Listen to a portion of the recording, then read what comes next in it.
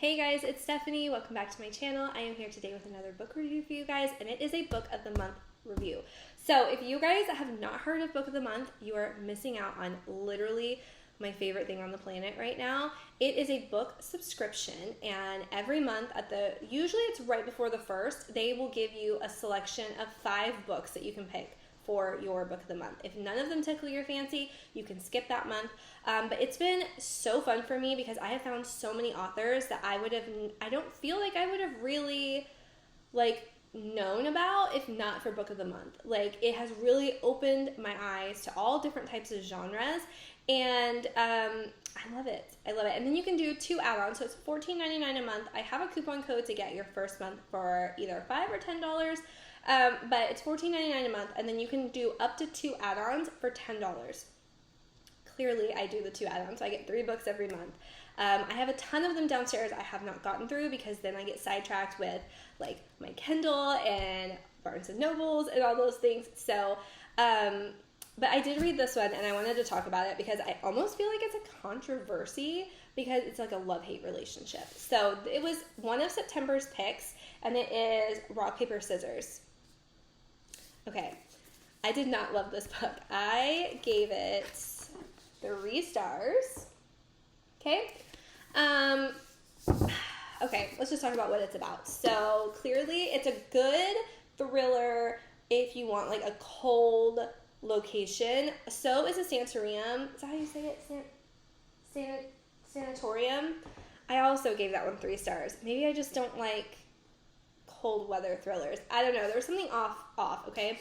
So the writing was really good. I will say this was a well-written book. So maybe I just wasn't in the mood for it.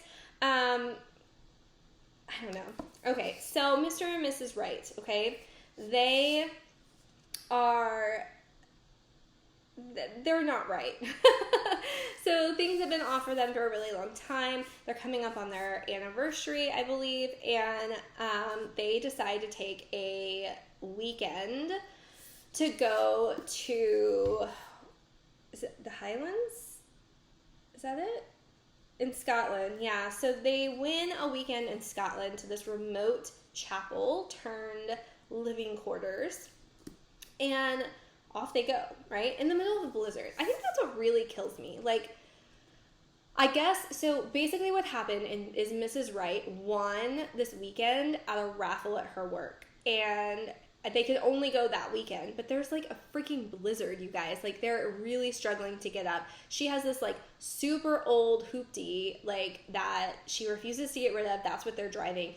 And I guess the one thing that I did find really interesting about this book is Mr. Wright, his name is Adam, I cannot even pronounce this condition, but basically he has face blindness. So when he looks at people, he can't recognize their faces. They're just a blur. So even his wife, he knows it's his wife based on her smell and her voice and her mannerisms. But when he looks at her, if it was just based on appearance, he wouldn't know who she was. So literally, he never is able to recognize people. So he's a screenwriter, and so when they go places, she stands there and she's like, oh, this is so and so. So it's not awkward, because when people realize that he has face blindness, they want to talk about it, and he doesn't want to talk about it.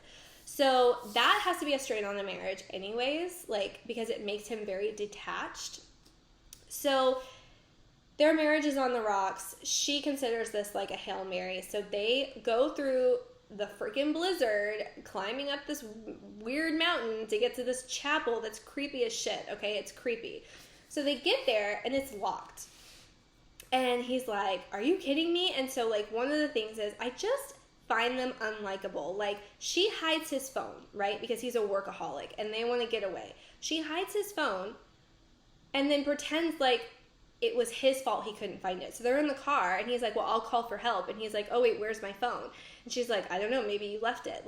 Clearly, we know she took it out. And then you find out later, he saw her do it. And so then he went and got his phone. So he technically had it the whole, they just screw with each other, you know? And I'm like, that is not what a marriage should be about. So I'm already 2 chapters into this book being y'all need to just divorce. This is not working. It is not worth it. So they get to this chapel. It's locked.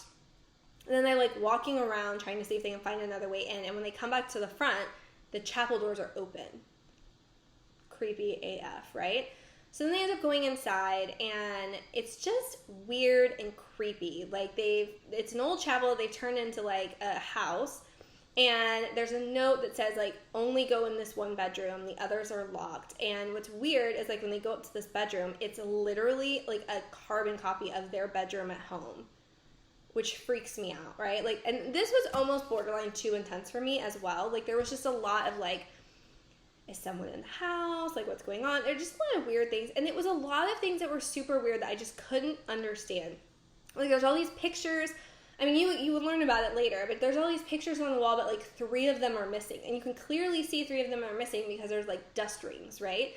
And then there is like a big library, and it's just weird also. Like, he's going down the stairs, but like he knows not to go on certain stairs because they creak. But like my question is like, how do you know that those 2, if you've never been here and it was his wife that won it? There's just a lot of weird stuff happening, right? And then there's like a whole different person involved. Like it flips back and forth between Adam and Amelia, and it will tell you in the chapter, Amelia, Adam, and clearly they both hate each other, okay? So I'm like, why are y'all even doing this? And then there is a third person, Robin. And Robin is not very good in public settings. She lives in this cabin like close to the chapel, and she like you don't even understand how she's involved, right? But then she just like, you know that she's randomly at this chapel. I don't know. I will say the twist was really good, but I just found all the characters unlikable, and I just didn't understand. Like, it almost seemed pointless because they clearly hated each other. And then when it all sort of like unfolds, you're like, and then the last thing that got me is like the very last chapter of the book is by another person that literally, it shouldn't even have been the last chapter of the book. I don't understand. Like, it's just weird. Like, he doesn't really have anything to do with the characters. Like, he does sort of, but not really. I don't know, I'm being really hazy here because I don't want to give the whole book away, but I gave it 3 stars. I do think it was very well written. If her goal was to make you hate every single character in the book, I think she succeeded. It's sort of like The Hunting Wives. I hated every single character, but I also loved, it was like a train wreck I couldn't look away from. This one was a little bit different. It was very, very slow paced. I found them to be boring and unlikable, but the writing was good. So take that as you will. I gave it 3 stars. I still stand firm on my 3 stars. I feel like it was a love-hate book. People were raving about it. So that's why I decided I finished my other pick for September, and I read this one, and I just didn't understand why people were raving about it. So I don't know. Someone said that her other books were better. At this time, I have so many books that I haven't read yet that I just don't really have the desire to go pick up her again. But I need to know what you guys thought, because like I said, it was a love-hate review session on the Book of the Month Facebook page. So I was sort of in the middle. I'm definitely not closer to the love side. I'm definitely more towards this not for me side. But am I mad that I read it? No. This is what I always say. I don't think I've ever met a book that I regret reading. But it just wasn't a favorite. Sorry. So, and I also thought it would be good to give you guys a review that wasn't 5 stars. All I've done so far is giving you guys reviews that I love. So, didn't love it. Not my fave. Moving on. But if you guys have read it, let me know what you think in the comments. Otherwise, that's all I have for you guys today. I hope you have a wonderful time and the rest of your day. It's beautiful here in Texas. And I will see you guys in my next video. Bye!